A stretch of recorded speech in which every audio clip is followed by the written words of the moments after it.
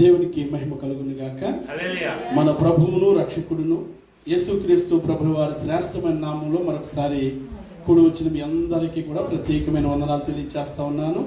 అదే రీతిగా మన సంఘ వ్యవస్థాపకులు మోజసయ్య గారికి అలాగే అమ్మగారికి కూడా ప్రత్యేకమైనటువంటి వందనాలు తెలియజేస్తా ఉన్నాను. అలాగే దేవుని సేవకులుగా మరి సంఘాలను ఎంతో భారంతో నడిపిస్తూ, అంతేకాకుండా తెలుగు పాస్టర్ ప్రేయర్ ఫెలోషిప్లో కూడా ఒక ప్రత్యేకమైనటువంటి బాధ్యత తీసుకుని మన పాస్టర్ రతన్ గారు ఎంతో భారంతో పరిచయం చేస్తున్నటువంటి రతన్ గారికి ప్రత్యేకమైన వందనాలు. అలాగే దేవుని సేవకులు పాస్టర్ గారికి కూడా ప్రత్యేకమైన వందనాలు తెలియజేస్తా ఉన్నాను. అలాగే దాసుబాబు గారికి కూడా ప్రత్యేకమైన వందనాలు తెలియజేస్తా ఉన్నాను. కూడా వచ్చినటువంటి మీ అందరికీ కూడా మరొకసారి ప్రభువు పేరిట వందనాలు తెలియజేస్తా ఉన్నాను. దేవునికి మహిమ కలుగును గాక. దేవునికి స్తోత్రం. హల్లెలూయా. మరి గత 2024 10వ నెల 18వ తారీఖు అనుకుంటా మీ మధ్యకి రావడం జరిగింది. మరొక 2-3 సార్లు రావాలి. అయితే మీ మధ్యకు నేను ఇండియాకి వెళ్ళడం, తర్వాత ఏమో ఇక్కడ పరిచర్యలు ఉండడాన్ని బట్టి రాలేకపోయాను. దేవుని సేవకులు ఎంతో ప్రేమతో మరి వారికి మాకున్నటువంటి బాంధవ్యాన్ని బట్టి ఎంతో ప్రేమతో ఆహ్వానిస్తూ ఉన్నారు. వారికి ప్రత్యేకమైన వందనాలు. మరి మోజస్ గారు, అలాగే వారి బ్రదర్ మలాఖీ గారు, మరి రతన్ గారు, వీరి సేవకుల కుటుంబంతో మా కుటుంబం ఎంతో అనుబంధం కలిగినటువంటి కుటుంబం అని మరొకసారి గుర్తు చేస్తా ఉన్నాను. దేవునికి స్తోత్రం. మరి ఇంటి దగ్గర నేను ఈ రీతిగా ఉన్నానంటే ఇంటి దగ్గర మాకు కూడా 2 సంఘాలు ఉన్నాయి. మరి ఆ 2 సంఘాలు కూడా మరి అక్కడ దేవుని సేవకులుగా మరి మేము లేనప్పటికి కూడా మలాఖీ అయ్య గారు, అలాగే వారి అల్లుడు గారు రాజేష్ గారు, ఇందాక బాబు గారికి చెప్పారు కదా, బాబు భూమి మీదకి వస్తా తీసుకొచ్చారని చెప్పారు కదా, చక్కగా వారి తండ్రి గారు మరి యవన ప్రాయంలో ఉంటూ ఎంతో బలమైనటువంటి సేవకుడిగా వాడబడుతున్నటువంటి మంచి సేవకులు రాజేష్ గారు, వారు కూడా మా సంఘాలకు వస్తూ, వారే కాదు మరి అయ్య గారు కూడా ఇండియాకి వెళ్ళినప్పుడు తప్పకుండా మా సంఘానికి వెళ్లకుండా రారు, వారు కూడా వెళ్ళి మా సంఘాలను బలపరుస్తున్నటువంటి దేవుని సేవకులు, వారి కుటుంబానికి ప్రత్యేకమైనటువంటి వందనాలు తెలియజేస్తా ఉన్నాను. మరి దేవుని మహాకృపను బట్టి మరొకసారి మీ మధ్యకు రావడానికి, ఏ యోగ్యత లేనటువంటి నన్ను దేవుడు తన కృపలో, కేవలం తన కృపలో మాత్రమే నన్ను నిలబెట్టుకుని ఈ రీతిగా ఉండడానికి నేనేమాత్రం కూడా యోగ్యుడిని కానండి. మీకంటే కూడా, అందరికంటే కూడా చదువులో కానీ జ్ఞానంలో కానీ ప్రతి విషయంలో తక్కువ వాడిని. అయితే దేవుని మహాకృపను బట్టి ఈ విధంగా కొన్ని విషయాల్ని దేవునిలో నేను పొందినటువంటి మేలులు, లేకపోతే పొందినటువంటి ఆశీర్వాదాలు, పొందినటువంటి దీవెనలు, దేవుడు చూపించినటువంటి ప్రేమని అనేక మందికి చూపించాలని ఒక ఉద్దేశంతో దేవుని పనిలో ఉంటున్నాను. దేవుడు ప్రతి విషయంలో ఎంతగానో సహకరిస్తూ సహాయం చేస్తూ ఉన్నాడు. దేవుని పరిశుద్ధ గ్రంథం నుండి కొద్ది మాటలు మనం జ్ఞాపకం చేసుకుందాం. సమయాన్ని బట్టి ముందుకు వెళ్దాం. దేవుని పరిశుద్ధ గ్రంథం నుండి కీర్తనకారుడు తెలియజేస్తున్నటువంటి మాట 13వ కీర్తన 5వ వచనం చూద్దాం. చివరి వచనం. నేనైతే నీ కృపయందు నమ్మికించున్నాను, నీ రక్షణ విషయమై నా హృదయము హర్షించుచున్నది. యెహోవా నాకు మహోపకారములు చేసి ఉన్నాడు, నేను ఆయనని కీర్తించెదను. చిన్న ప్రార్థన. మహాగణుడును, మహోన్నతుడును, కృప కలిగిన, ప్రేమ కలిగిన, దయగల తండ్రి, మీకు వందనాలు. ఇదిగో నేను ఈ అరబ్బీ దేశంలో మమ్మల్ని ప్రేమించి తెలుగు సంఘాలుగా ఇచ్చి ప్రభా, మా ప్రియులు మోజసయ్య గారి అమ్మగారిని ప్రేమించి వారి ప్రేరేపణతో ప్రభా కల్వరి కాంతి సహవాసాన్ని ఏర్పాటు చేసి ఈ సంఘములో ఈ రీతిగా దైవ సేవకులుగా, విశ్వాసులుగా, పెద్దలుగా ఈ రీతిగా కూడి మిమ్మల్ని గణపరిచే గొప్ప భాగ్యాన్ని మీరు ఇచ్చారు. మీకు వందనాలు తండ్రి. ఈ ఉదయకాల సమయంలో ప్రభా ఈ రీతిగా మీ మందిరంలో ఇంతవరకు పాటలతోనూ, సాక్ష్యాల్లోనూ, ప్రత్యేక పాటల్లోనూ, ఆరాధనలో మీరు ఉంటున్నారు నాయన. మీ పక్షంగా నిలబడి కొన్ని నిమిషాలు మాట్లాడడానికి మీరు కృప చూపించండి. వాక్యం మీది మీ బిడ్డల ప్రభా, మీరు మాట్లాడితేనే మాకు ఆశీర్వాదం, మీరు మాట్లాడితేనే మాకు దీవెన ప్రభా, మీ మాటలే మాకు మేలులు చేస్తాయి ప్రభా. వచ్చి వాడినే నన్ను నిలబెట్టుకుని కొన్ని నిమిషాలు మీరు మాట్లాడి మీరే మహిమ పొందమని అడిగి ప్రార్థన చేయించున్నాము తండ్రి. ఆమేన్. దేవునికి స్తోత్రం.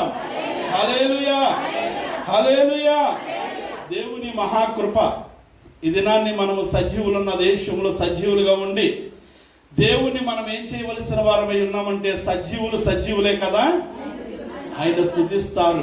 మనము సజీవులుగా ఉన్నామంటే కేవలం మనం ఏం చేయాలంటే దేవుని స్తుతించవలసిన వారమై ఉంటున్నాం. చక్కని ఆరాధనలో చక్కగా నిజంగా చాలా అద్భుతంగా ఆరాధనలో నడిపించారు దేవుని సేవకులు.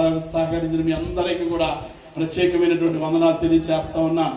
దేవుని సన్నిధానంలోకి ఎంత ఆసక్తి కలిగి నేను అనుకున్నాను. అయ్యగారికి ఉదయం ఫోన్ చేసి, అయ్యగారు చాలా వర్షంగా ఉంది కదా, ఉదయకాలంగా చాలా వర్షం ఎక్కువ వస్తూ ఉన్నది, అయితే నిజంగా మీ ప్రయాసాన్ని దేవుడు మర్చిపోయే దేవుడు కాడు. ఎంత వాతావరణం అనుకూలం లేనప్పటికీ కూడా, వాతావరణం నిజంగా ఈ సమయంలో చాలా మంది ఏమనుకుంటారు, నాతో కూడా 2 అబ్బాయిలు వస్తానన్నారు, వస్తానని చల్లగా ఉండడాన్ని బట్టి ఇంకా దుప్పుడు తన్నేసి ఇంకా వాళ్ళని విడిచిపెట్టి వీళ్ళతో పెట్టుకుంటే నాకు పని అవదని వాళ్ళని విడిచిపెట్టి నేను వచ్చేసాను. చాలా మంది ఏమనుకుంటారంటే చక్కగా చల్లని సమయము, చక్కగా వర్షం వస్తా ఉంది, ఇంకా కాంచేపు పడుకుందాం, ఇంకా కాంచేపు పడుకుందాం అని పండుకునే వారు ఉన్నటువంటి ఈ సమయంలో దేవుని మహాకృపలో మీరందరూ కూడా చక్కగా దేవుని మందిరంలో ఉన్నారు.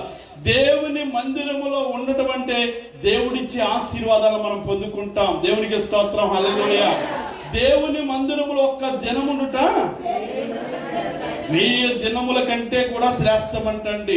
చాలా సమయాన్ని మనం వ్యర్థంగా బయట గడిపేస్తూ ఉంటాం, చాలా సమయాన్ని మన ఇష్టానుసరమైనటువంటి పనులు గడిపేస్తూ ఉంటాం, కానీ దాని వలన మనకు లాభమో నష్టమో మనకు తెలియదు. కానీ దేవుని మందిరములో సమయాన్ని గడిపితే ఖచ్చితంగా దానికి తగినటువంటి మేలులో దేవుడు ప్రతిఫలం ఇచ్చే దేవుడు. దేవునికి స్తోత్రం, హల్లెలూయా.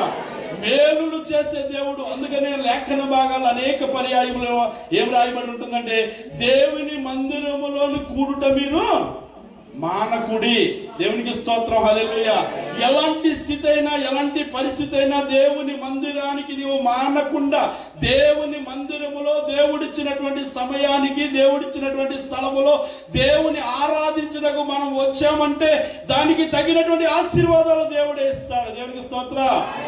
భక్తుడైనటువంటి దావీదు మహారాజు జీవితంలో అనేకమైనటువంటి ఆశీర్వాదాలు పొందడానికి, అనేకమైనటువంటి దీవెనలు పొందడానికి, అనేకమైనటువంటి మేలులు పొందడానికి కొన్ని కారణాలు ఉన్నాయి. ఆయన ఏమంటున్నాడంటే, అయ్యా నీవు మహా ఉపకారములు, ఏ కార్యములు అంటున్నావు, ఏ కార్యంలో ఆయన జీవితంలో మహోపకారములు అంటే గొప్ప మేలులు నువ్వు నాకు చేసావయ్యా. దేవునికి స్తోత్రం, హల్లెలూయా. నీవు చేసిన మేలులు అలాంటివి కాదయ్యా, నీవు మహా ఉపకారములు చేసే దేవుడువు. దేవునికి స్తోత్రం. మేలులు చేసే దేవుడువు, ఆశీర్వదించే దేవుడువు, నీవు కృప చూపించే దేవుడు అయ్యా. భక్తుడు మాట్లాడితే అదే మాట తెలియజేస్తా ఉన్నాడు. ఆయన ఏమంటున్నాడంటే, అయ్యా నీవు నాకు మహా ఉపకారాలు చేసావయ్యా, నీవు మాకు మహా మేలులు చేసావయ్యా, మేలు చేసే దేవుడు అయ్యా నీవు అని ఆయన మాట్లాడుతూ ఉన్నాడు. మేలులు చేయాలి అంటే మనం ఏం చేయాలో, మేలులు చేయాలి అంటే మనం ఎలా ఉండాలో కొన్ని మాటలు, ఒక 6-7 విషయాల్ని మీకు క్లుప్తంగానే జ్ఞాపకం చేస్తాను. దేవునికి స్తోత్రం, హల్లెలూయా. సాధారణంగా ప్రతి ఒక్కరు కూడా, ఎవ్వరు కూడా కీడు నాకు కావాలని ఎవరు కోరుకోరండి. అందరూ మేలులు కావాలనే కోరుకుంటారు, అందరూ ఆశీర్వాదాలు కావాలనే కోరుకుంటారు, అందరూ కూడా మంచి మంచి కార్యాలు, మంచి మంచి మన జీవితంలో గొప్ప కార్యాలు జరగాలని కోరుకుంటారు. అలా కోరుకునేటువంటి మనము ఎలా ఉండాలో భక్తుడే తెలియజేస్తా ఉన్నాడు. భక్తుడు అంత ఆశీర్వాదకరంగా ఉండడానికి, దావీదు మహారాజు జీవితం అంత దీవునికరంగా ఉండడానికి, దావీదు మహారాజు జీవితంలో అనేకమైనటువంటి గొప్ప కార్యాలు కలగడానికి కారణాలు ఏంటో కొన్ని మనం తెలుసుకుందాం. మనం సాధారణంగా దావీదు మహారాజు ఎక్కడ వాడయ్యా అంటే, ఎక్కడి నుంచి వచ్చాడండి ఆయన? గొర్రెల దొడ్డులో నుండి గొర్రెల కాపరిగా ఉన్నటువంటి ఆయన ఎక్కడికి వచ్చాడు? సాధ్యం కానటువంటి పనిని సాధ్యం చేసినటువంటి దేవుడు మన దేవుడు. దేవునికి స్తోత్రం. మన ఊహల్లో కూడా అనుకోమండి అలాంటి స్థితి వస్తుందని. అలాంటి స్థితులు కలుగు చేయగలవాడే మన దేవుడు. దానికి గల కారణం చూద్దాం. దేవుని పరిశుద్ధ గ్రంథం నుండి దినవృత్తాంతముల గ్రంథంలో ఒక మాట ఉంటుంది. ఆ మాట చూసి ముందుకు చూడండి. 17వ అధ్యాయం 16వ వచనం. 17వ అధ్యాయం దినవృత్తాంతములు మొదటి గ్రంథము 17వ అధ్యాయం 16వ వచనం. ఆ రాజు అయినటువంటి దావీదు యెహోవా సన్నిధిని కూర్చుండి ఇలాగు మనవి చేసెను. దేవా యెహోవా నీవు నన్ను ఇంత హెచ్చులోనికి తెచ్చుటకు నేను ఎంతటి వాడునయ్యా? నా ఇల్లు ఏమాత్రముది. దేవునికి స్తోత్రం, హల్లెలూయా. భక్తుడైనటువంటి దావీదు మహారాజు ఎక్కడికి వచ్చి కూర్చున్నాడంటండి? ఏమండి? సింహాసనం మీద అండి, యెహోవా సన్నిధిని. దేవునికి స్తోత్రం, హల్లెలూయా. దావీదు మహారాజుగా ఉన్నప్పుడు, ఇశ్రాయేలీయుల రెండవ రాజు చేయబడినప్పుడు దావీదు గారు ఎక్కడికి వచ్చారంటే దేవుని మందిరానికి వచ్చారు. దేవునికి స్తోత్రం, హల్లెలూయా. దేవుని మందిరానికి వచ్చి దేవుని మందిరంలో కూర్చుని ఆయన అంటున్నటువంటి మాట ఏంటో తెలుసా? అయ్యా, నేనేమాత్రము కూడా అర్హుణ్ణి కానయ్యా. దేవునికి స్తోత్రం, హల్లెలూయా. అయ్యా, ఎంతగా నన్ను హెచ్చించుటకు, ఎంతగా నన్ను గొప్ప చేయుటకు, ఎంతగా ఉన్నతమైనటువంటి స్థితిలో పెట్టడకు నేను ఏమాత్రము కూడా తగిన వాడిని కానయ్యా. ఎంత తగ్గింపు చూడండి. దేవునికి స్తోత్రం, హల్లెలూయా. మన జీవితంలో ఒకవేళ, అందరిని అంటట్లేదు, కొంతమంది, చాలా మందిని చూస్తూ ఉంటున్నాం కాబట్టి చెప్తా ఉన్నాను, కొంతమంది జీవితంలో ఒకవేళ కొంచెం ఆశీర్వాదాలు బాగుంటే, కొంచెం దీవెనకరంగా ఉంటే, గత జీవితం కంటే ఇప్పుడు బాగుంటే వాళ్ళకి ఏముండదంటే దేవుని మందిరానికి రావడానికి ఖాళీ ఉండదు, ఇష్టం ఉండదు. దేవునికి స్తోత్రం, హల్లెలూయా. అందరితో నేను ఎలాగా కూర్చోవాలి, నాకంటూ ఏముంది, ఒక హోదా ఉంది, నాకంటూ ఒక ఉన్నతమైన స్థితి ఉంది, నాకంటూ ఒక అధికారం ఉంది, నేను అందరితో సమానంగా నేను ఎలా కూర్చుంటాననే గర్వం మనలో చాలా మందికి వస్తుందండి. తప్పకుండా. నాకు తెలిసినటువంటి ఒక వ్యక్తి ఉన్నాడండి. ఆయన మధ్యలోనే అరబ్ దేశాల నుంచి బాగా సంపాదించుకున్నాడు. ఒకప్పుడు ఆయన నాకు తెలుసు, ఒకప్పుడు మా యొక్క ప్రాంతం కనుక అందరితో కలిసి పనిచేసేవాడే, అందరితో కలిసి ప్రతి చోటకి వెళ్ళేవాడే.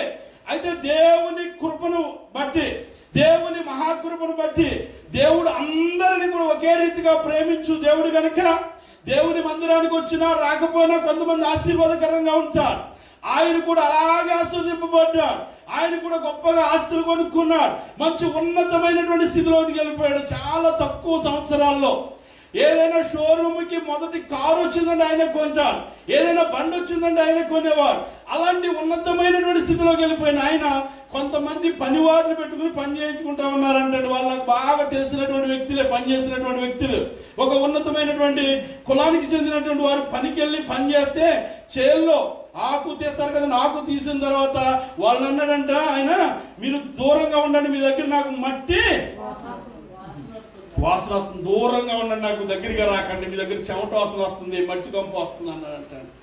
అన్నటువంటి కొద్ది రోజులకే జరిగినటువంటి సత్యాన్ని చెప్తా ఉన్నాను. అన్నటువంటి కొద్ది రోజులకే ఆయన భుజం మీద రుమాలు వేసుకుని, నిక్కర వేసుకుని, బనెలు వేసుకుని, సైకిల్ తగిలించుకుని వెళ్ళే పరిస్థితి వచ్చిందండి. దేవునికి స్తోత్రం, హల్లెలూయా. గర్వము దేనికి ముందు నడుస్తుంది? నాశనానికి ముందు నడుస్తా ఉన్నది. మనం కొద్ది దినాల క్రితమే, మనందరికీ తెలుసు, మనం ఎందుకంటే బాగా ఎక్కువ యూట్యూబ్ చూస్తాం కనుక, అమెరికాలో జరిగినటువంటి సంఘటన, అమెరికాలో ఉన్నతమైనటువంటి ప్రాంతం, ఆ ప్రాంతంలో జరిగినటువంటి భయంకరమైనటువంటి సందర్భం మనందరికీ తెలుసు, ఎవరు మర్చిపోకర్లేదండి. వారు కొన్ని గంటల ముందు ఏమన్నారంటే, దేవునితో మాకు పని లేదు, దేవుడు మాకెందుకు, అన్ని మాకున్నాయి, ఆస్తులు ఉన్నాయి, అంతస్తులు ఉన్నాయి, ఐశ్వర్యం ఉంది, డబ్బు ఉంది, మాకు ఏ లోటు కూడా లేదు, మేము అనుకున్న ప్రకారంగా గొప్ప గొప్ప విల్లులు కట్టుకున్నాం. దేవునికి మార్కులు వేసారంటండి. ఏంటంటే 0 మార్క్ వేసారంటండి. దేవునికి స్తోత్రం, హల్లెలూయా. వేసిన కొన్ని గంటలకే ఏమైపోయిందో చూసాం కదండి. దేవునికి స్తోత్రం, హల్లెలూయా. మనం కొంచెం బాగున్న తర్వాత దేవుని మర్చిపోవడం కానీ, కొంచెం ఆశీర్వాదకరంగా ఉన్నప్పుడు దేవుని విడిచిపెట్టడం కానీ మనం ఉండకూడదండి. సృష్టిని సృష్టించినటువంటి సృష్టికర్తను మనం ఎప్పుడూ కూడా మర్చిపోకూడదు. భక్తుడైనటువంటి దావీదు మహారాజు కూడా ఒక గొర్రెలు కాపరిగా ఉన్న ఆయన ఉన్నతమైనటువంటి స్థితిలోనికి వెళ్ళిపోయాడు, దేవుణ్ణి మర్చిపోకుండా. మనం చాలా మంది దావీదు గారి గురించి మాట్లాడితే, ఆయన కూడా ఒకసారి అండి ఏం చేశాడండి, పాపం చేశాడండి, తప్పు చేశాడండి, నరహత్య చేశాడండి అని అంటాం. చేశాడు కానీ ఆయన ఏం చేశాడంటే తప్పుని ఒప్పుకున్నాడండి. ఒప్పుకున్నాడు. మానవులుగా ఏదో ఒక సమయాన్ని ఆలోచనలోనో, తలంపులోనో, ఉద్దేశంలోనో తప్పకుండా తప్పిపోతాం. తప్పిపోయిన మనం మళ్ళా తిరిగి తప్పకుండా దేవుని యొద్దకు రావాలి. అలా వచ్చిన వాడే దావీదు మహారాజు. దేవునికి స్తోత్రం, హల్లెలూయా. ఇక్కడ మనం చూస్తే దావీదు మహారాజు దేవుని మందిరానికి వచ్చి దేవుని మందిరములో కూర్చున్నాడు. దేవుని మందిరములో కూర్చుని ఆయన అడుగుతా ఉన్నాడు, అయ్యా నేనే మాత్రం కూడా పాత్రుడు కానయ్యా, నన్ను ఎంతగా హెచ్చించుటకు, నన్ను ఎంతగా గొప్ప చేయుటకు, నన్ను ఎంతగా గనుడిగా ఉంచుటకు, అయ్యా నేను జ్ఞానము లేని వాడిని, తెలివి లేని వాడిని, ఎక్కడో గొర్రెల దగ్గర గొర్రెల కాపరిగా నా తండ్రి అలాగే నాకున్న అన్నలు అందరూ కూడా నన్ను గొర్రెల కాపరిగానే ఉంచారయ్యా, నీవు మాత్రం నన్ను తీసుకుని వచ్చి ఒక సింహాసనం మీద రాజుగా ఉంచవయ్యా అని ప్రార్థన చేస్తా ఉన్నాడు. దేవునికి స్తోత్రం, హల్లెలూయా. అలా ఉంచడానికి అలా ఒక 6 కారణాలు మీకు జ్ఞాపకం చేస్తాను. ఒకవేళ ఈ మధ్యాహ్న కాల ఈ ఉదయకాల సమయంలో మన జీవితంలో కూడా ఇలాంటి కారణాలు కలిగి ఉంటే నిజంగా ఎక్కడో ఉన్నటువంటి మన స్థితిని ఒక ఉన్నతమైనటువంటి స్థితిలో ఉంచడానికి దేవుడు ఇష్టపడుతూ ఉన్నాడు. దేవుడు ఎన్నుకున్నటువంటి దేవుడు మనల్ని ఎలా ఉంచాలనుకున్నాడంటే తలగా ఉంచాలి కానీ తోకగా ఉంచే దేవుడు కాదు. ఒకరికి పెట్టేవారిగా ఉంచే దేవుడు కానీ ఒకరి దగ్గర మనల్ని తీసుకునిగా ఉంచే దేవుడు కాదు. మన జీవితాలు, అందరి జీవితాలు ఆశీర్వాదకరంగా ఉండాలని, ఆయన అందరికీ కూడా మేలులు చేయాలని, అందరినీ కూడా ఒక ఆశీర్వాదకరమైనటువంటి జీవితాలను ఇవ్వాలని, ఉన్నతమైనటువంటి కుటుంబాలుగా చూడాలన్నదే దేవుని ప్రణాళిక. దేవునికి స్తోత్రం, హల్లెలూయా. ఎవరిని కూడా పాడు చేయడం కానీ, ఎవరిని కూడా లేకపోతే దీన స్థితిలో ఉంచడం కానీ దేవునికి ఇష్టం కాదండి. దేవుడు, మన దేవుడు ఎలాంటి దేవుడు అంటే రాజులకు రాజు అయినటువంటి దేవుడు. మనం కూడా రాజుల బిడ్డలంగా మనం ఉండాలంటే మనలో కొన్ని లక్షణాలు కలిగి కనుక మనం జీవిస్తే మన జీవితాలు కూడా గొప్ప ఆశీర్వాదకరంగా ఉంటాయి. క్లుప్తంగా మీకు జ్ఞాపకం చేస్తాను చూడండి. దేవుని పరిశుద్ధ గ్రంథం నుండి 52వ కీర్తన 9వ వచనం చూద్దాం.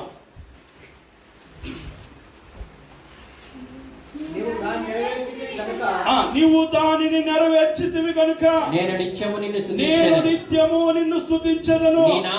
నీ నామము నీ భక్తుల దృష్టికి ఉత్తమమైనది. నేను దాన్ని స్మరించి కనిపెట్టుచున్నాను. దావీదు మహారాజు మాట్లాడుతున్నటువంటి మాట. ఆయన ఏమంటున్నాడంటే, నీవు దానిని నెరవేర్చితివి కనుక నేను ఏమంటున్నాడంటే ఆయన నిత్యము నిన్ను స్తుతిస్తాను. దేవునికి స్తోత్రం, హల్లెలూయా. దావీదులో ఉన్నటువంటి మంచి గొప్ప లక్షణం ఏంటంటే ఆయన దేవునిని స్తుతించేవాడండి. ఆయనను దేవునిని కీర్తించేవాడు. దేవునిని ఎప్పుడు కూడా నిత్యము అంటే ఎనీ టైం ఎప్పుడు కూడా దేవుని ఏం చేస్తా ఉండేవాడంటే స్తుతిస్తా ఉండేవాడండి. దేవునికి స్తోత్రం, హల్లెలూయా. గాయి గారు మాట్లాడుతూ ఆరాధనలో స్తుతి అంటే ఏం మారుస్తుంది? మన స్థితిగతులను మార్చేస్తుంది. దేవునికి స్తోత్రం, హల్లెలూయా. స్థితిని మార్చేస్తుందండి. ఎప్పుడైతే దేవుని మనము స్తుతించగలుగుతామో, ఎప్పుడైతే దేవుని మనము గణపరచగలుగుతామో, ఎప్పుడైతే దేవుని మహిమపరచగలుగుతామో, స్తుతించడం అంటే అయ్యా నీవు నాకు ఇచ్చినటువంటి స్థితిని బట్టి నీకు వందనాలు ప్రభువా. దేవునికి స్తోత్రం, హల్లెలూయా. నీవు ఇచ్చినటువంటి స్థితిని బట్టి నీకు వందనాలు అయ్యా. నేను ఈ రీతిగా ఉన్నానంటే నీకు వందనాలు ప్రభువా. నేను ఈ రీతిగా బలం కలిగి ఉన్నానంటే మీకు వందనాలు అయినా, ఈ రీతిగా ఆరోగ్యం కలిగి ఉన్నానంటే వందనాలు ప్రభువా అని మనం ఆలోచన చేయాలి. అంతేగాని ఎదటి వారిని చూసి మనము లేకపోతే అసూయతో మనం ఎప్పుడు కూడా, చాలా మంది ఎలా ఉంటారంటే అయ్యా నేను అతని వలె నేను లేనయ్యా, నన్ను ఒకసారి జ్ఞాపకం చేసుకోవయ్యా, ఆమెకు చూస్తే నాకంటే వెనకొచ్చింది, ఆమె గొప్పగా మంచి ఇల్లు కట్టుకుందయ్యా, ఆమె నాకంటే వెనకొచ్చింది, ఆమె జీతం బాగుందయ్యా, ఆమె నాకంటే సంఘంలోకి వెనకొచ్చింది, చక్కగా దేవుళ్ళు ఎదిగేస్తుంది. అది కాదండి. దేవునికి స్తోత్రం, హల్లెలూయా. ఎప్పుడైతే మనకంటే ఉన్న వారిని చూసి మనం ఇచ్చిగా ఉండటి కంటే మనకంటే లేని వారిని చూసి, మనకంటే స్థితి గతంలో తక్కువ వారిని చూసి అయ్యా నేను వారికంటే కూడా నేను వారికి చక్కగా ఇల్లు లేదయ్యా, నాకేముంది చక్కగా ఇల్లు ఉందయ్యా. వారు ఒకవేళ అక్కమ్మ లేకుండా ఉన్నారు ప్రభు, నాకు అక్కమ్మని ఇచ్చావు నాయన.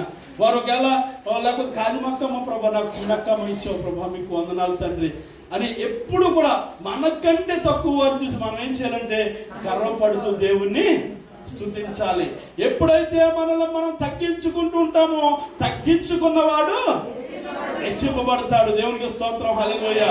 మనల్ని మనం ఎప్పుడు కూడా దేవుని మందిరంలో తగ్గించుకునే వారిగా ఉన్నప్పుడు దేవుడే అంచులంచులుగా ఆశీర్వాదకరంగా మారుస్తాడండి.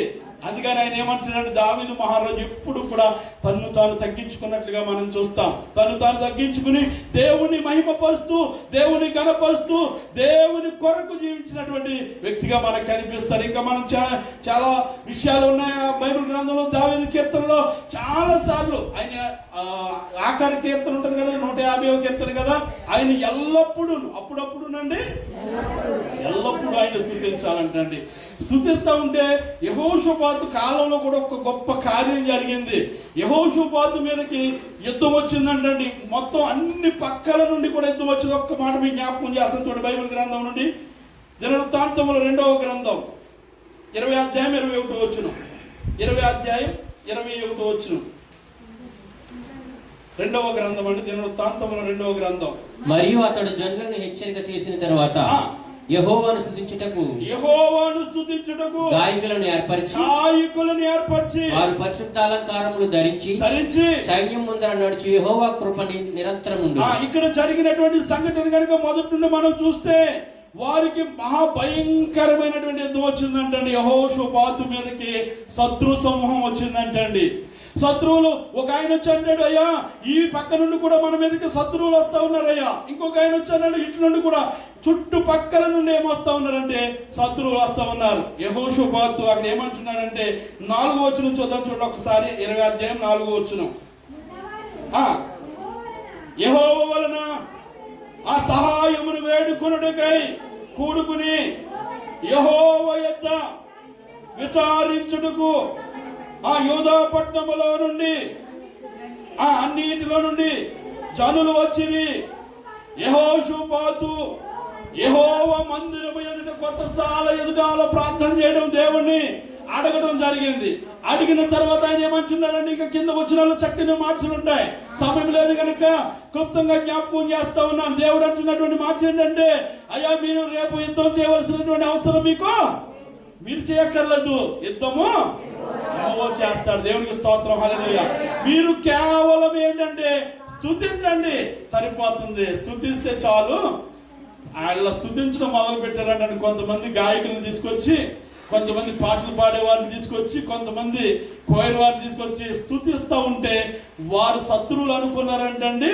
వీళ్ళు ఏదో మన మీద గొప్ప ప్లాన్ వేసుకున్నారనుకున్నారంట. వారిని ఒకరు కత్తులతో నరుక్కుని చచ్చిపోయారంట. దేవునికి స్తోత్రం. శత్రు సమూహం అంతా కూడా ఏమైపోయిందంటే సంహరింపబడ్డాది. దేవునికి స్తోత్రం. మనం కూడా చాలా సార్లు ఒక్కొక్కసారి మన మీదకి రాకూడనటువంటి సాధనలు వచ్చినప్పుడు మనం ఏం చేయాలంటే స్తుతించే వారిగా మనం ఉండాలి, ఘనపరిచే వారిగా మనం ఉండాలి. ఎలా స్తుతించాలంటే, ఒకవేళ ఎవరైనా మన మీద అన్యాయంగా మాట్లాడినప్పటికీ కూడా మనం ఏం చేయాలంటే, దేవానికి స్తోత్రం నాయన, దేవానికి. ఎందుకంటే యేసుక్రీస్తు ప్రభుల వారిలో కూడా ఏ పాపము లేనప్పటికీ, లేకపోతే ఏ నేరము లేనప్పటికీ, ఏ ఒక అన్యాయము లేనప్పటికీ ఆయననే అన్యాయంగా అనేక మంది నిందించారు. నిందించినప్పుడు కూడా ఆయన ఎవరిని కూడా తిరిగి మాట్లాడలేదు. దేవునికి స్తోత్రం, హల్లెలూయా. కాబట్టి మనల్ని కూడా అనేక పర్యాయములు ఎవరు శత్రు సమూహంగా ఉన్న ఇంట్లో వారు కావచ్చు, బయట వారు కావచ్చు, అనేక మంది కావచ్చు, ఒకవేళ మనల్ని ఎవరైనా హింసించే మాటలు మాట్లాడినప్పటికీ కూడా మనల్ని మనము తగ్గించుకుని ఏం చేయాలంటే దేవునిని మనము స్తుతించే వారిగా ఉండాలి. దేవునికి స్తోత్రం, హల్లెలూయా. ఎప్పుడైతే నీవు ఖచ్చితంగా స్తుతించగలుగుతావో దేవుడు అప్పుడు నీ జీవితంలో గొప్ప కార్యాలు చేస్తాడంటండి. అందుకని భక్తుడు మాట్లాడుతూ అంటాడు, నేను దేవుని కొరకు నేను కనిపెట్టి స్తుతించినప్పుడు నన్ను ఏం చేశాడు తెలుసా? 40వ కీర్తన ఉంటుంది కదండి, మొదటి వచ్చిన 2 వచనాలు చూద్దాం. 40వ కీర్తన మొదటి 2 వచనాలు చూస్తే గొప్ప మాటలు మనకు కనిపిస్తాయి. చూడండి. యెహోవా కొరకు నేను సహనముతో కనిపెట్టుకుంటుని ఆయన నాకు సెవియొగ్గి నా మొర ఆలకించును.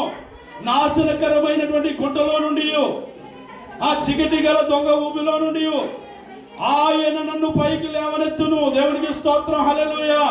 ఇక్కడ భక్తుడు మాట్లాడుతూ అంటాడు, అయ్యా నేను యెహోవా కొరకు ఎలా కనిపెట్టారంటండి? సహనముతో. దేవునికి స్తోత్రం, హల్లెలూయా.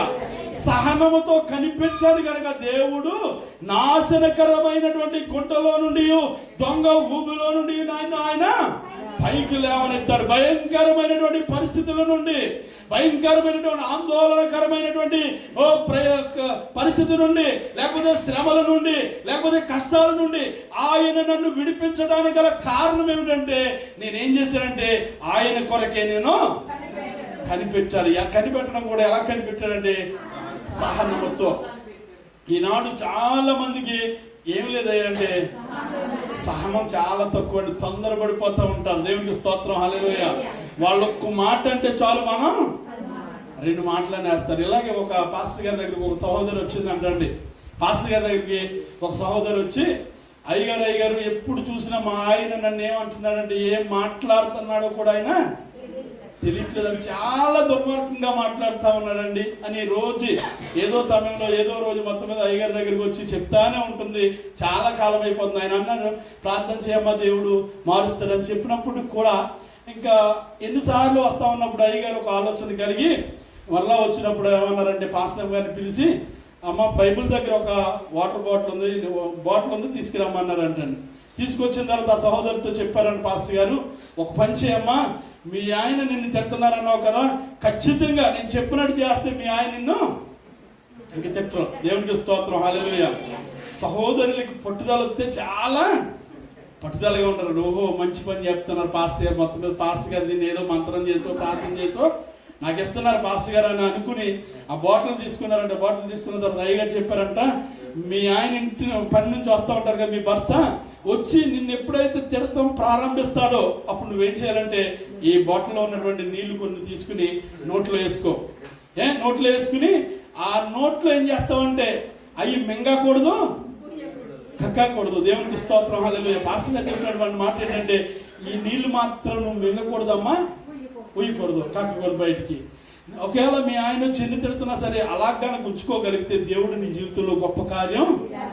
ఆవిడ అనుకుందంట, ఇందులో ఏదో మొత్తం మీద ఖచ్చితంగా ఏదో చేసి పాస్టర్ గారు ఇచ్చారు అనుకుందంట.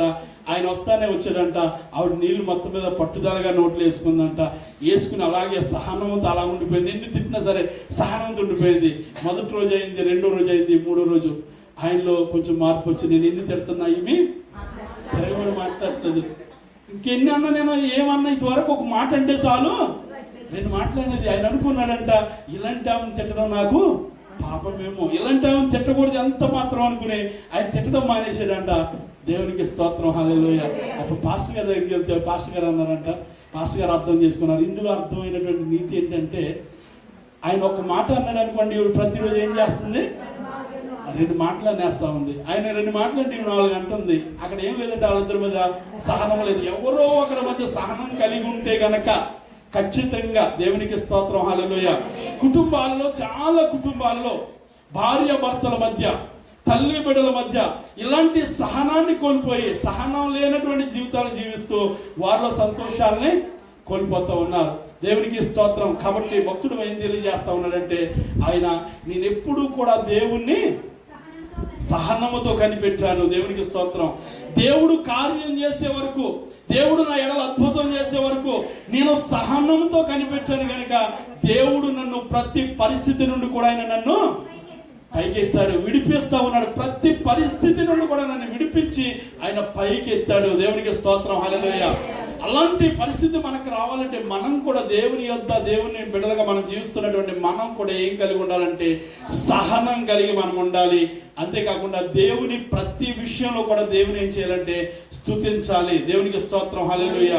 మనం ప్రతి సమయం కూడా దేవుని స్తుతించాలి. ఉదయం లేచిన దగ్గర నుండి మనం సాయంకాలం పండుకునే వరకు కూడా దేవుని ప్రతి విషయంలో, అయ్యా నీవు ఇచ్చిన ఆరోగ్యమును బట్టి ప్రభా, నీవు ఇచ్చినటువంటి పనిని బట్టి ప్రభా, నేను వెళ్తున్నటువంటి మార్గమును బట్టి ప్రభా, ఎప్పుడైతే దేవుని మనం స్తుతిస్తూ ఉంటామో దేవుడు మన జీవితంలో అనేకమైనటువంటి గొప్ప కార్యాలు చేస్తాడు. దేవునికి స్తోత్రం. ఇంకా కాకుండా అపోస్తులైనటువంటి పౌలు గారు శీల గారిని కూడా చెరసాలలో వేసినప్పుడు ఏం చేస్తారండి, బాధలలో ఉన్నారు, వాళ్ళు దెబ్బలు తిని ఉన్నారు, రక్తాల కారుతా ఉన్నాయి. వాళ్ళు ఏం చేస్తా ఉన్నారంటే ఆయన దేవుణ్ణి స్తుతిస్తూ ఉన్నారంటండి. హల్లెలూయా, స్తుతి మహిమ అని గణపరుస్తూ ఉన్నారంటండి. మనకి ఏదైనా చిన్న నొప్పి తగిలితేనే, చిన్న బాధ వస్తేనే, చిన్న కష్టం వస్తేనే, నేను దేవుని మందిరానికి చాలా క్రమముగా వెళ్తా ఉన్నాను, దేవుని మందిరములో అందరికంటే ముందు నేనే ఉంటా ఉన్నాను, దేవుని మందిరం ఎప్పుడు మానకుండా వెళ్తున్నాను, నాకే ఈ శ్రమలు ఎందుకు వస్తా ఉన్నాయో అని అనుకుంటాం. ఒక్కొక్కసారి అంటండి శ్రమ మేలు కొరకే వస్తుంది. దేవునికి స్తోత్రం, హల్లెలూయా. శోధింపబడిన తర్వాత సువర్ణంగా మార్చబడతామండి. శోధింపబడిన తర్వాత సువర్ణంగా మార్చబడడానికి కొన్నిసార్లు శ్రమలు దేవుడే అనుమతిస్తాడు. అయితే శ్రమ వచ్చినప్పుడు కృంగిపోతేనంటే ఏమైపోతాం? చేతకాని వారం అయిపోతాం. శ్రమలో కూడా కృంగిపోయేవారిగా మనము ఎంత మాత్రం ఉండకూడదు. అపోస్తుడైనటువంటి పౌలు గారు, శీల గారు కూడా కొన్ని దెబ్బలు తిన్నారు, కొంతమంది చేత అవమానం పొందారు. వారు బంధకాలలో ఎక్కడ సరసాలలో ఉన్నారు. వారు దేవుని స్తుతిస్తూ ఉంటే అక్కడ పరిస్థితి అంతటిని కూడా దేవుడు మార్చేశాడు. దేవునికి స్తోత్రం, హల్లెలూయా. మనం కూడా దేవుని స్తుతించే వారిగా ఉన్నప్పుడు మన స్థితిగతులు కూడా మారిపోతాయి. దావీదు మహారాజులో ఉన్నటువంటి శ్రేష్టమైనటువంటి మొదటి లక్షణం ఏంటంటే దేవునిని ప్రతిసారి కూడా ఆయన ఏం చేస్తా ఉన్నాడంటే స్తుతిస్తూ ఉన్నాడు. నా ప్రాణమా యెహోవాను సన్నుతించుము, నా ప్రాణమా నా అంతరంగం ఆయన చేసినటువంటి ఉపకారములలో దేనిని కూడా మర్చిపోవద్దయ్యా. ఇలా కీర్తనలో చూస్తే అనేకమైన పర్యాయములు దేవుణ్ణి స్తుతిస్తున్నట్టు మనకు కనిపిస్తా ఉన్నాడు. రెండవ మాట చూద్దాం. రెండవ మాటకి వెళ్ళిపోదాం, సమయం లేదు కనుక రెండవ మాట చూద్దాం. కీర్తనల గ్రంథం 5వ కీర్తన 1వ వచనం నుండి చూద్దాం. ఆయన ఇంకొక విషయం, యెహోవా నా మాటలు చెవిని పెట్టుము, యెహోవా నా మాటలను చెవిని పెట్టుము, నా జ్ఞానం మీద లక్ష్యముంచుము, నా జ్ఞానం మీద లక్ష్యముంచుము, నా రాజా నా దేవా, నా రాజా నా దేవా, నా ఆర్తధ్వని ఆలకించు, నా ఆర్తధ్వని ఆలకించుము, నిన్నే ప్రార్థించుచున్నాను. యెహోవా ఉదయమున నా కంఠస్వరము నీకు వినబడును. ఉదయమున నా ప్రార్థన నీ సన్నిధిని సిద్ధం చేసి కాల్చిందును. దేవునికి స్తోత్రం, హల్లెలూయా. రెండవదిగా మనం చూసినప్పుడు ఈయనలో ఏమున్నదండి గుణం? ప్రార్థనాపరుడుగా మనకు కనిపిస్తా ఉన్నాడు. ఎలా కనిపిస్తా ఉన్నాడండి? ప్రార్థనాపరుడు.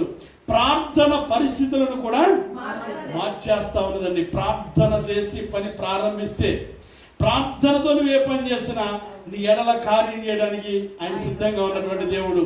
ప్రార్థన చేసినటువంటి అనేక మంది భక్తులు బైబిల్ గ్రంథంలో చూడొచ్చు. దేవుని మందిరానికి వచ్చి ప్రార్థన చేసి అనేకమైనటువంటి ఆశీర్వాదాలు పొందుకున్న వారిని మనం చూడొచ్చు. అలాగే భక్తుడైనటువంటి దావీదు మహారాజు కూడా అనేక పర్యాయములు ఆయనకున్నటువంటి పరిస్థితులను బట్టి దేవుని మందిరంలో ఏం చేసేవాడంటే ప్రార్థన చేసేవాడు. తన కుమారుడైనటువంటి సొలొమోను రాజు కూడా దేవుని మందిరం కట్టి దేవుని మందిరం యొద్దకు వచ్చి 2 చేతులు ఆకాశం వైపు చూసి ఆయన కూడా ఏం చేశాడంటే ప్రార్థన చేస్తాడు. దేవునికి స్తోత్రం, హల్లెలూయా. వారి ప్రార్థన దేవుడు ఆలకించి తన యందు భయభక్తులు గల వారి ప్రార్థన దేవుడు ఆలకిస్తాడండి. దేవుని యందు భయభక్తులు కలిగి ఎవరైతే ప్రార్థన చేస్తారో, దేవుని ఎడల భక్తి కలిగి ఎవరైతే ప్రార్థన చేస్తారో, దేవుని ఎడల విశ్వాసం కలిగి ఎవరైతే ప్రార్థన చేస్తారో వారి ప్రార్థన దేవుడు ఆలకించి వారికి జవాబునిచ్చే దేవుడు. దేవునికి స్తోత్రం, హల్లెలూయా. ఆయన ప్రార్థన ఆలకించే దేవుడు అని పేరండి ఆయనకి. ఆయన ప్రార్థన ఆలకించే దేవుడు. నీవు పట్టుదలతో ప్రార్థన చేస్తే, పట్టు ఎడవకుండా ప్రార్థన చేస్తే, ఖచ్చితంగా నీవు ప్రార్థన చేస్తే, యాకోబు రాత్రి అంతా కూడా గోజాడి ప్రార్థన చేసి గొప్ప ఆశీర్వాదాలు పొందుకున్నట్లుగా మనం చూస్తాం. అలాగే దావీదు మహారాజు కూడా ఆయన గొప్పగా ప్రార్థన చేసినట్లుగా మనం చూస్తా ఉన్నాం.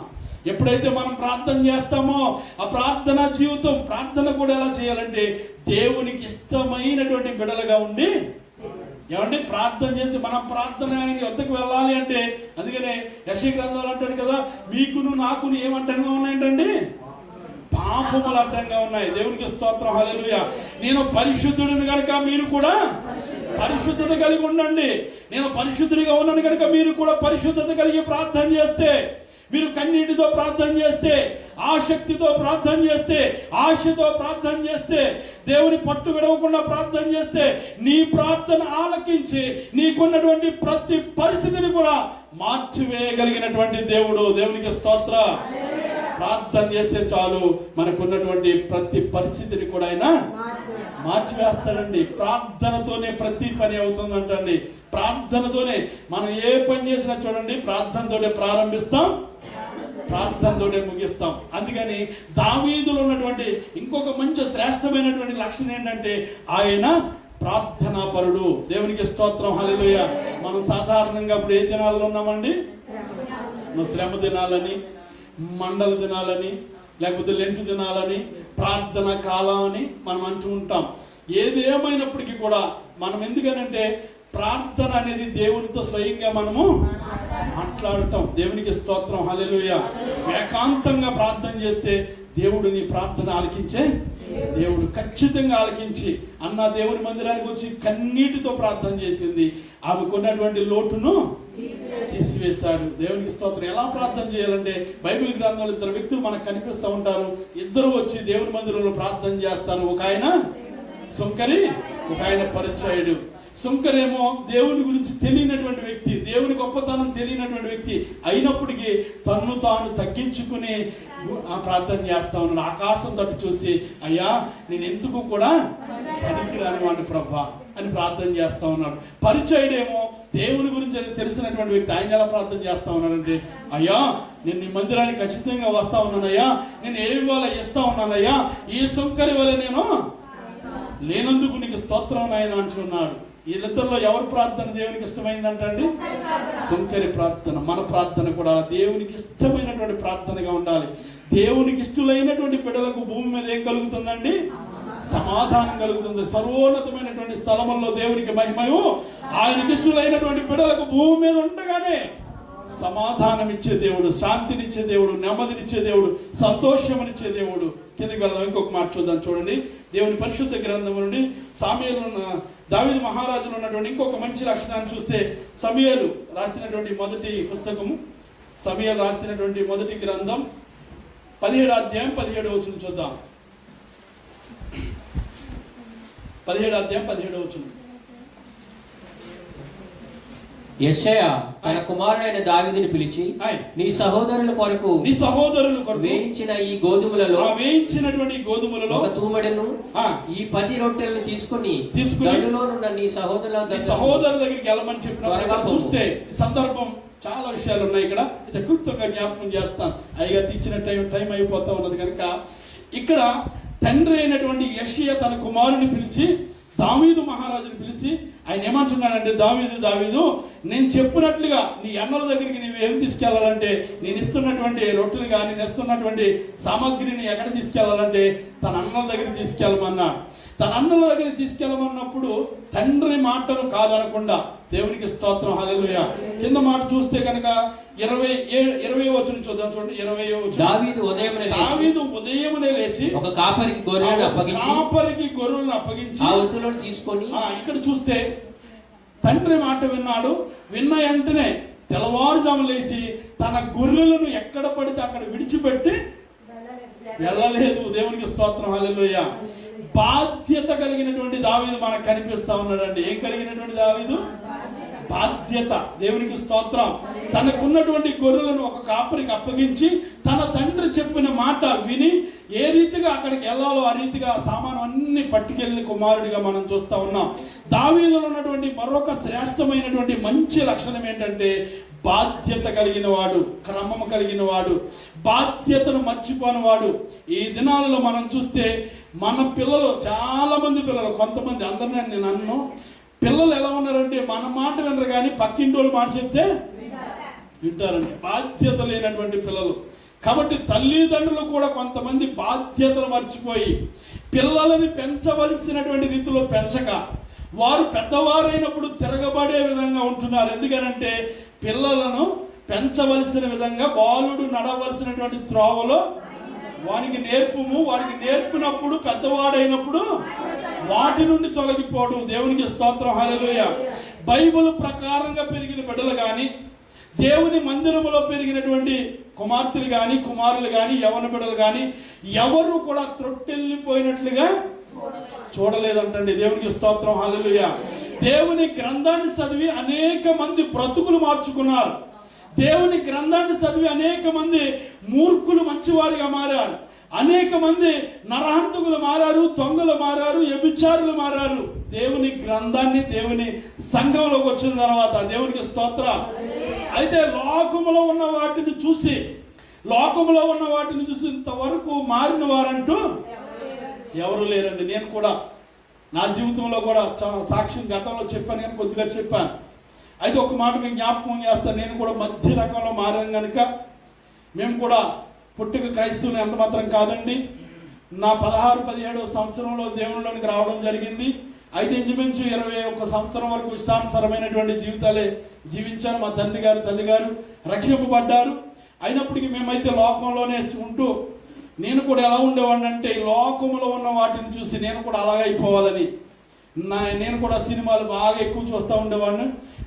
నా యొక్క ఫ్యాన్ ఎవరంటే వెంకటేష్ గారు. ఆయన సినిమా మరి యవనస్తులు బిడ్డలు ఉన్నారు, చాలామంది అప్పుడులో చూసారేమో. సూర్యవంశం అని ఒక సినిమా వచ్చేదండి. ఆయన డ్రైవర్, నేను కూడా డ్రైవర్నే చిన్నప్పటి నుండి, ట్రాక్టర్ డ్రైవర్ నేను కూడా. ఆయన కూడా బస్సు డ్రైవరే. ఆయన ఒక బస్సు వెళ్ళకపోయి 10 బస్సులు కొనుక్కుని బాగా హాస్పిటల్ గట్టి ఉన్నవాడు అయిపోయాడు. నేను కూడా ఆ సినిమా ఇంచుమించు మీరు చెప్తే పెచ్చోడని అనుకుంటారు. 12 గంటల ఆట సినిమాకి వెళ్తే కనుక 12 గంటల ఆట matinee first show second show కూడా 4 అదే షో చూసేవాడిని అండి. ఆ సినిమా ఆ హీరో అంటే అంత ఇష్టంగా ఉండేవాడిని. ఆ సినిమా చూసి నేను కూడా అలాగైపోవాలి, అలా గొప్పగా అయిపోవాలని ట్రాక్టర్ తోలుతూ ఉంటే ఓ రోజున టైర్ ఊడిపోయి ట్రాక్టర్, ఓ రోజు ఇంకోటి ఊడిపోయి పాత ట్రాక్టర్లు ఎట్టుకుని తిరుగుతూ ఉండేవాళ్ళు. ఎక్కడ గొంగలు అక్కడ లేక ఎక్కడ బ్రతుకులు అక్కడే. లోకంలో ఉన్నంత కాలం అలాగే ఉన్నాం. ఎప్పుడైతే దేవుడిని ఖచ్చితంగా అంగీకరించి దేవుని మీద ఆధారపడ్డామో, దేవుని వైపు చూస్తా ఉన్నాము, దేవుడు గొప్ప కార్యాలు చేయడం ప్రారంభించాడు మా జీవితంలో. దేవుడికి స్తోత్రం, హల్లెలూయా. నిజంగా దేవుడు ఎంత స్థితిలోనికి మార్చాడంటే, చాలా పేద స్థితిలో నుండి, చాలా దీన స్థితిలో నుండి ఒక ఉన్నతమైనటువంటి స్థితిలోనికి నడిపించాడంటే కేవలం దేవుని మహాకృప. దేవునికి స్తోత్రం, హల్లెలూయా. కాబట్టి దావీదు మహారాజులో ఉన్నటువంటి మంచి లక్షణం ఏమిటంటే, ఆయన బాధ్యత కలిగిన కుమారుడిగా కనిపిస్తా ఉన్నాడు. దావీదు మహారాజు బాధ్యత కలిగాడు. ఒకగానొక సమయంలో తప్పిపోయాడు, దాన్ని సరి చేసుకున్నాడు. కానీ దావీదు మహారాజు బాధ్యత కలిగినట్లుగా మనం చూస్తా ఉన్నాం. ఎప్పుడైతే మనం కూడా మన బిడ్డల పట్ల, మన పట్ల, మన జీవితం పట్ల ఏం కలిగి ఉండాలంటే బాధ్యత కలిగి ఉండాలి. బాధ్యత లేని కోడంటండి బజార్లోకి వెళ్ళి పెట్టిందంట. దేవునికి స్తోత్రం, హల్లెలూయా. అంటే బాధ్యత తెలియదు అనుకోండి. బాధ్యత లేకుండా ఈనాడు కోయిట్ దేశంలో చూడొచ్చు, చాలా మంది జీవితాలను చూడొచ్చు. మాలియాకి వెళ్ళి చూడొచ్చు. చాలా మంది చెప్తున్నటువంటి మాటలను బట్టి వినొచ్చు. ఒక యవనస్తుడు మొన్నే ఒక 10-15 రోజుల క్రితం నా దగ్గరికి వచ్చి ప్రార్థన చేయండి అయ్యా అన్నాడు. మా రూమ్లో ఉన్నటువంటి ఆ ఫ్రెండ్ అంటే వచ్చాడు. ఏమయ్యా అంటే, నేను ఒక ఆమెను నమ్ముకున్నానండి. ఆమె ఏమందంటే, నీవే నా బంగారం అన్నదండి, నా నిలువెత్తు బంగారం అన్నదండి. ఇంకా మాట్లాడితే చాలండి. నేను మాటల్లో నిజంగా జరిగినటువంటి సంఘటన అండి. ఆమె ఏమందంటే, ఇంకా నా జీతం వచ్చేసరికి ఆమెని పొగిడినటువంటి పొగుడుతరికి నా దగ్గర కార్డు వేసుకోవడానికి కూడా డబ్బులు లేకుండా పంపేసేవాడిని. ఇంచుమించు 7 లక్షల రూపాయలు పంపిన తర్వాత ఆమె అసలు రూపం తెలిసిందంటండి. ఆమె అందరినీ కూడా అలాగే మోసం చేస్తా. అంటే స్త్రీలే కాదు, పురుషులు కూడా చాలా మంది ఉన్నారు. స్త్రీలు అంటున్నానని కాదు, కానీ పురుషులు కూడా చాలా మంది బాధ్యతలు మర్చిపోయి, మనం కోయిటికి రావడానికి చాలా మంది పాస్పోర్ట్ చేయించుకోవడానికి కష్టపడి, వీసా రావడానికి శ్రమపడి, నిజంగా కోయిటికి వచ్చే ముందు హైదరాబాద్ వచ్చి ఆ పుసింగ్లో ఎక్కి ఆ స్టాంపింగ్లు కాడ ఇబ్బందులు పడి ఎయిర్పోర్ట్కి వచ్చి అక్కడ ఉన్నటువంటి మన కుటుంబంలో ఉన్న బాధలు తీసివేయాలి, మన కుటుంబంలో ఉన్నటువంటి ఆర్థిక పరిస్థితిని మార్చుకోవాలని ఎంతో శ్రమపడి కోయిటికి వచ్చి 2-3 నెలల తర్వాత కొంతకాలానికి ఈ బాధలన్నీ మర్చిపోయి, ఈ కష్టాలన్నీ మర్చిపోయి, ఇక్కడ ఉన్నటువంటి వేషాలకు లోనైపోయి వారి కుటుంబాలను ఏం చేస్తా ఉన్నారంటే మర్చిపోతా ఉన్నవారు అనేక మంది లేకపోలేదండి. దేవునికి స్తోత్రం, హల్లెలూయా. బాధ్యత లేక చివరికి అన్ని పోయిన తర్వాత చివరికి వారు బాధలు పడతా ఉన్నారు. అనేక మంది నాకు కనిపిస్తా ఉన్నారు. అలాంటి వారు వాళ్ళ జీవితంలో ఏం లేదంటే బాధ్యత లేదు. బాధ్యత లేక వారి కుటుంబాలను పాడు చేసుకున్నారు. బాధ్యత లేక వారి బిడ్డలను పాడు చేసుకున్నారు. బాధ్యత లేక వారి భర్తలను పాడు చేసుకున్నారు. బాధ్యత లేక వారి భార్యలను పాడు చేసుకున్నారు. బాధ్యత లేక తల్లిదండ్రులు కూడా పాడు చేసుకున్న వారు అనేక మంది లేకపోలేదు. దేవుని పరిశుద్ధ గ్రంథం ఏం తెలియజేస్తా ఉన్నదంటే, బాధ్యత కలిగి నీవు ఉండాలి, క్రమము కలిగి ఉండాలి. క్రమము లేకపోతే ఏమన్నాడంటే, అక్రమము చేయు వారులారా మీరు ఎవరో కూడా నాకు తెలియదు, మీరు నా యొద్ద నుండి తొలగిపోండి అన్నారు. క్రమము దేవునికి ఇష్టం, బాధ్యత దేవునికి ఇష్టం. కాబట్టి ఈయనలో మనం క్రమాన్ని, బాధ్యతను మనం చూడొచ్చు. ఇంకొక మాట చూసుకుందాం, చూడండి. దేవుని పరిశుద్ధ గ్రంథం నుండి అదే సమూయేలు గ్రంథం 17వ అధ్యాయం 45వ వచనంలో ఇంకొక మాట ఉంటుంది. 45వ వచనం అండి అదే అధ్యాయంలో దావీదు నీవు కత్తియు ఈటెయు బల్యమును ధరించుకొని నా మీదకి వచ్చుచున్నావు. అయితే నీవు తిరస్కరించిన ఇశ్రాయేలీయుల సైన్యములకు అధిపతి యెహోవా పేరట నేను నీ మీదకి వచ్చుచున్నాను. ఇక్కడ దావీదు మహారాజు ఇందాక మన పాటలో కూడా చక్కగా గొలియాతు గురించి పాట పాడాం కదా, చక్కని మాట పాడాం. దేవునికి స్తోత్రం, హల్లెలూయా. దావీదు ఎవరి వైపు చూస్తాడంటే గొలియాతు మీద ఏదో వచ్చింది. గొలియాతు ఎంత ఎత్తంటే 6 మూరల, ఏమండి 6 మూరల చూడండి. అదే అధ్యాయంలో మొదటి 4 వచనం ఉండదు చూడండి. 4 వచనం 17 అధ్యాయం 4 వచనం. గాతువాడైనటువంటి గొలియాతు దండులో నుండి బయలుదేరి అతడు 6 మూరల జానడెత్తిగలటువంటి వ్యక్తి ఇశ్రాయేలు ప్రజలందరినీ భయపెట్టేస్తా ఉన్నాడు. ఇశ్రాయేలు ప్రజలు యెహోవా నమ్మిన బిడ్డలందరినీ కూడా ఆయన కించపరిచి మాట్లాడుతూ ఉన్నాడు, లేకపోతే వారిని నిందించి మాట్లాడుతూ ఉన్నాడు. మీలో మగవారు లేరా, మీలో నా మీదకి రాగలిగినటువంటి శక్తివంతులు లేడా అని అందరినీ భయపెట్టేస్తూ ఉంటే అందరూ భయపడిపోతా ఉన్నారు. అయితే బాలుడైనటువంటి దావీదు మహారాజు మాత్రం ఇక్కడ ఏమంటున్నాడంటే యెహోవా వైపు చూస్తూ, దేవునికి స్తోత్రం, హల్లెలూయా, నేను దేవుని వైపు చూస్తూ, నాతో యుద్ధ సామాగ్రి నాకు అవసరం లేదు, నీవెంత గొప్పవాడువైనా పర్వాలేదు, నువ్వు ఎంత ఎత్తున్నా పర్వాలేదు, నువ్వు ఎంత బలమైన వాడువైనా పర్వాలేదు, నేను నా వైపు ఎవరున్నారు? దేవుడు అన్నాడు. దేవుని వైపు చూస్తూ నేను నీ మీదకి వస్తా ఉన్నానని యుద్ధం చేసినట్లుగా మనం చూస్తాం. దేవునికి స్తోత్రం, హల్లెలూయా. కొన్నిసార్లు మనకు శ్రమలు వచ్చినప్పుడు, కొన్నిసార్లు మనకు బాధలు వచ్చినప్పుడు, కొన్నిసార్లు మనకు కష్టాలు వచ్చినప్పుడు, అయ్యో నేను బ్రతుకుతున్నానే, నాకంటే ఎక్కువ పెద్ద కష్టం అని అనుకుంటా, నాకంటే పెద్ద శ్రమ అని అనుకుంటా, ఈ శ్రమలో నుంచి నేను బయట పడతానని అనుకుంటా, ఈ బాధలో నుంచి బయట పడతానని అనుకుంటా, ఈ అనారోగ్య పరిస్థితుల్లో నుండి బయటకు వస్తామా అని అనుకుంటా. అది ఎంత శ్రమైనా సరే నీవు ఎవరి వైపు చూడాలండి? దేవుని వైపు చూడాలి. దేవునికి స్తోత్రం, హల్లెలూయా. దావీదు మహారాజు దేవుని వైపు చూస్తాడు కనుక దావీదు మహారాజు గొలియాతు వైపు చూడలేదు. నా పక్షంగా ఉన్నవాడు నీకంటే గొప్పవాడు అనుకున్నాడు. నా పక్షంగా ఉన్నవాడు లోకంలో ఉన్నవాడి కంటే గొప్పవాడు అని అనుకున్నాడు కనుక ఆయన వైపు చూస్తూ యుద్ధానికి వెళ్ళాడు కనుక యుద్ధంలో విజయ వీరుడిగా తిరిగి వచ్చాడు. దేవునికి స్తోత్రం, హల్లెలూయా. మనం కూడా లోకం అనే యుద్ధంలో, ఈ పనులనే యుద్ధంలో, ఈ జీవితం అనే యుద్ధంలో, ఈ శోధనల యుద్ధంలో మనం ఉంటుండగా ఎవరి వైపు చూడాలండి? మనము దేవుని వైపు చూడాలి. ఇటు ఉన్నవారు అటు ఉన్నవారు, బంధువులు స్నేహితులు ఇరుగు పొరుగు వారనే వారి వైపు ఇరు వైపు చూస్తే మనం ఉన్న చేపు బాగానే మాట్లాడతారు. అయ్యా నీకు వచ్చినటువంటి కష్టం నీ సహోదరితో చెప్తే, సహోదరికి వచ్చిన కష్టం నీతో చెప్తే, పక్కకి వెళ్ళిన తర్వాత ఏమంటారంటే నేను అనుకుంటానే ఉన్నాను వీళ్ళకి ఇలాగే జరగాలి, భలే జరిగింది ఏమన్నా అంటారనరా? అంటే అందరూ కాదు, కొంతమంది ఏమంటారంటే నేను అనుకుంటానే ఉన్నాను వీళ్ళకి ఇలాగే జరగాలి, జరగవలసిందే జరిగింది అని అనుకుంటారు మనుషులైతే. అయితే దేవుని వైపు చూస్తే నీకున్న శ్రమను బట్టి, నీకున్న బాధను బట్టి, నీకున్న ఇబ్బందిని బట్టి, నీకున్న ఇరుకును బట్టి నీవు దేవుని వైపు చూస్తే దేవుడే నీ పక్షంగా ఉండి నీ కార్యమును నెరవేర్చే దేవుడు, నీ కార్యమును సఫలం చేసే దేవుడు. దేవునికి స్తోత్రం, హల్లెలూయా. అయితే ఈయన దావీదు మహారాజు దేవుని వైపు చూసే వ్యక్తిగా ఉన్నాడు. మొదటిది ఎలా ఉన్నాడండి? ఆయన దేవుని స్తుతించేవాడిగా ఉన్నాడు. దేవునికి స్తోత్రం, హల్లెలూయా. ప్రతి విషయంలో దేవుని స్తుతించేవాడిగా ఉన్నాడు. రెండవది ప్రార్థనాపరుడిగా ఉన్నాడు. ప్రార్థన మాత్రమే చేస్తా ఉన్నాడు. ప్రతి విషయంలో ప్రార్థన చేస్తాడు. మూడవదిగా మనం చూస్తున్నప్పుడు ఆయన ఏంటంటే బాధ్యత కలిగిన వాడిగా ఉన్నాడు. నాలుగవదిగా ఆయన జీవితంలో గొప్ప కార్యం ఏంటంటే యెహోవా వైపు ఆయన చూసువాడిగా ఉన్నాడు. దేవునికి స్తోత్రం, హల్లెలూయా. దేవుని వైపు చూసువాడిగా ఉన్నాడు. మనం చూస్తే ఇంకా ఆయన 55వ కీర్తనలో ఏముంటుందంటే ఆయన తన తప్పును తెలుసుకున్న వెంటనే ఏమయ్యాడంటండి? ఒప్పుకున్నాడు.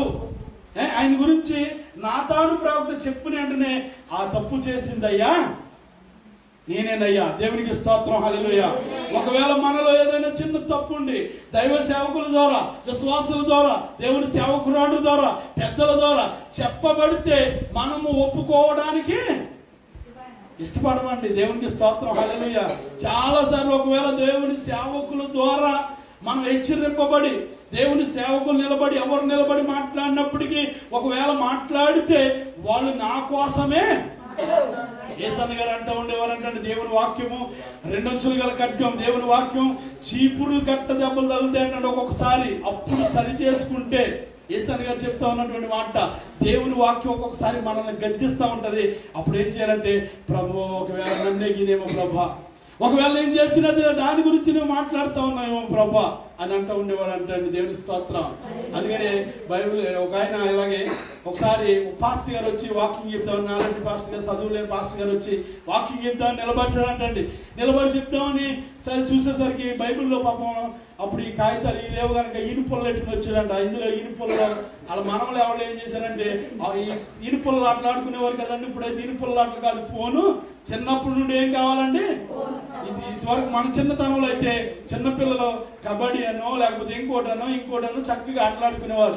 అప్పుడు కూడా ఇనుపొల లాంటి ఉంటే మొత్తం మీద బైబిల్లో ఉన్నటువంటి ఇనుపొలలు చేశారు. ఆ పాస్టర్ గారు నిలబడి మొత్తం మీద వాకింగ్ చెప్పడానికి సిద్ధపడి బైబిల్ తీసి చెప్దామంటే ఆయన ఎట్టుకున్న ఇనుపొలలో లేవు. ఆయనకి బాగా తెలిసినటువంటి వాక్యం ఏంటంటే, బాగా సండే స్కూల్ పిల్లలకు కూడా తెలిసిన వాక్యం ఏంటండి, యోహాను సువార్త 3:15 అంతే కదండి. 3:16 యోహాను సువార్త 3:16. ఆయన ఏమంటున్నాడంటే, వాక్యం చెప్పట్లేదు కానీ గుర్తు చేసుకోవడం కొరకు యోహాను 3:16 అన్నాడండి. ఈ లోకంలో మనలో ఎవరు యోహాను గారు లేరు కదండి.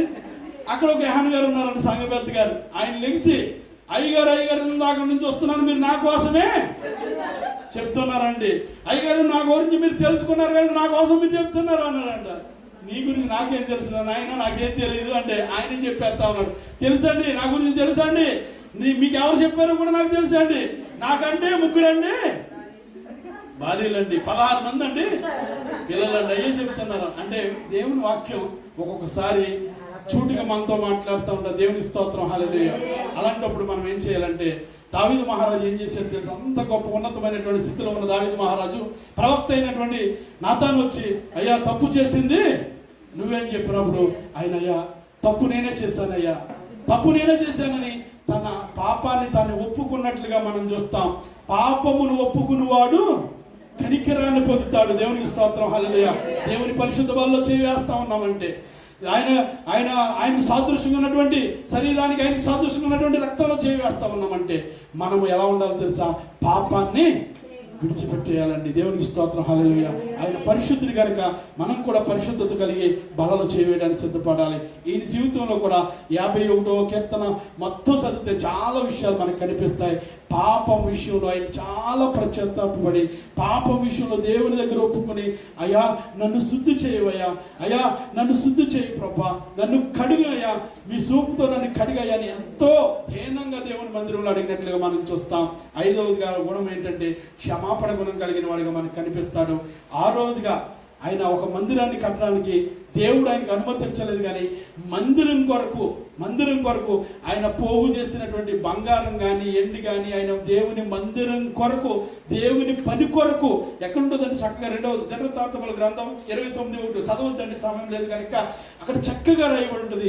దేవుని మందిరం తన కుమారుడైనటువంటి సొలొమోను కట్టాలి, దాని కొరకు ఆయన దాన హృదయం కలిగి, అంటే దేవుని పనిలో ఉండాలని దేవుని కొరకు ఆయన పోగు చేసినటువంటి ఆ యొక్క బంగారం కానీ ఎండి కానీ రాళ్ళు కానీ రత్నాలు కానీ అనేకము దేవుని పని కొరకు ఆయన ఇచ్చినట్లుగా మనం చూస్తాం. దేవుని పనిలో కూడా మనం కూడా ఎలా ఉండాలంటండి? పాలి భాగస్తులుగా ఉండాలి. దేవునికి ఇచ్చుటలో మనము ఎలా ఉండాలని? వెనకాడేవారుగా మనము. దేవునికి ఇచ్చి చెడిపోయిన వారంటూ భూమి మీద ఎవ్వరూ లేరండి. దేవునికి ఇచ్చి అడిగితే దేవుడిచ్చే దేవుడు. దేవునికి స్తోత్రం, హల్లెలూయా. దేవునికి ఎప్పుడైతే ఇస్తాం, మనందరికి తెలుసు, కోల్గేట్ లేకపోతే ఏదండి అది పేస్ట్, ఆ కోల్గేట్ పేస్ట్ ఆ యొక్క వాండర్ గారు అంటండి, ఆయన ఒకప్పుడు 20% ఇచ్చేవాడు అంటండి. దేవుని ఆశీర్వాదంతో 50% ఇచ్చాడంటండి. తర్వాత ఉండే కొద్ది 80% దేవునికి ఇస్తా ఉన్నాడు. దేవునికి స్తోత్రం, హల్లెలూయా. అంటే దేవుని ఆశీర్వాదాలు ఎలా ఉంటాయంటే, దేవునికి ఇస్తూ శోధిస్తే దేవుడు ఇంకా మనకి అధికంగా ఇస్తాడు. దేవునికి స్తోత్రం, హల్లెలూయా. దేవునికి ఇవ్వటంలో ఆశ కలిగి, ఆసక్తి కలిగి, మనకి సంతోషంతో ఇచ్చేవాడిని దేవుడు ప్రేమిస్తాడు. దేవునికి స్తోత్రం, హల్లెలూయా. కాబట్టి ఎలా ఉండాలంటే మంచి హృదయం కలిగి దేవునికి ఇచ్చే వాటిలో కూడా మనము శ్రేష్టమైన వాటిని ఇవ్వడానికి ఇష్టపడే వారిగా మనం ఉండాలి. అలాంటి గుణం కలిగినటువంటి వాడు దావీదు మహారాజు. అంతేకాకుండా 7వదిగా మనం చూస్తే కృతజ్ఞత కలిగిన వాడిగా దావీదు మనకు కనిపిస్తా ఉన్నాడు. దేవుడు చేసినటువంటి మేలులను మర్చిపోనవాడిగా, దేవుడు చేసినటువంటి గొప్ప కార్యాలను మర్చిపోకుండా కృతజ్ఞత కలిగి జీవించినట్లుగా, యెహోవా చేసినటువంటి ఉపకారములకు నేనేమి కూడా చెల్లించలేనయ్యా అని ఆయన మాట్లాడుతూ ఉన్నాడు. 7 లక్షణాలు దావీదు మహారాజు జీవితంలో ఉన్నాయి. మరొకసారి మీకు జ్ఞాపకం చేస్తాను. మొదటి లక్షణం ఏంటండి? ఆయన దేవుని స్తుతించే లక్షణం ఉన్నది, దేవుణ్ణి స్తుతించే లక్షణం. 2వది ప్రార్థన చేసే ప్రార్థనాపరుడిగా మనకు కనిపిస్తా ఉన్నాడు.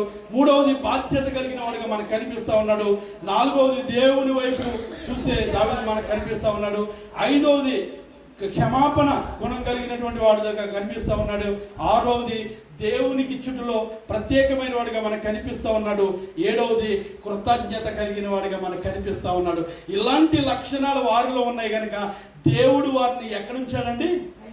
ఉన్నతమైనటువంటి స్థలంలో దేవుడు ఉంచాడు. దేవునికి స్తోత్రం, హల్లెలూయా. ఉన్నతమైనటువంటి స్థలంలో దేవుడు ఉంచాడు. ఆ కుటుంబాన్ని గొప్పగా దేవుడు ఆశీర్వదించాడు. ఆ కుటుంబంలో దేవుడు గొప్ప మేలుడు చేశాడు, గొప్ప ఉపకారములు చేశాడు. అందుకనే దేవుని అడుగుతా ఉన్నాడు, అయ్యా నీవు చేసినటువంటి ఉపకారములు గొప్పవయ్యా, నీవు చేసినటువంటి మహాకార్యములయ్యా, లేదా మహోన్నతమైనటువంటి కార్యములయ్యా, నీవు చేసే మేలులు గొప్పవయ్యా, ఆయన చేసే మేలులు గొప్పవయ్యా అని చెప్తున్నాడు. అలాంటి మేలులు, అలాంటి ఆశీర్వాదాలు, అలాంటి దీవులు మనకు కావాలంటే మనం కూడా ఇలాంటి లక్షణాలు కలిగి మనం జీవిస్తే బైబిల్ గ్రంథంలో ఏ మాట ఎప్పుడు ఎక్కడ రాయబడి ఉన్నప్పటికీ మనల్ని సరి చేసుకోవడానికి దేవుని వాక్యం రాయబడి ఉన్న. దేవుని స్తోత్రం, హల్లెలూయా. అలా సరి చేసుకుని దేవుని గొప్ప ఆశీర్వాదాలు పొందుకుందాం. దేవుడు మిమ్మల్ని, మీ కుటుంబాన్ని దీవించి ఆస్వాదించును గాక. మరొకసారి దేవుని సేవకులు ప్రత్యేకమైన తెలియజేస్తూ కొద్ది మాటలు దేవుడు దీవించును గాక.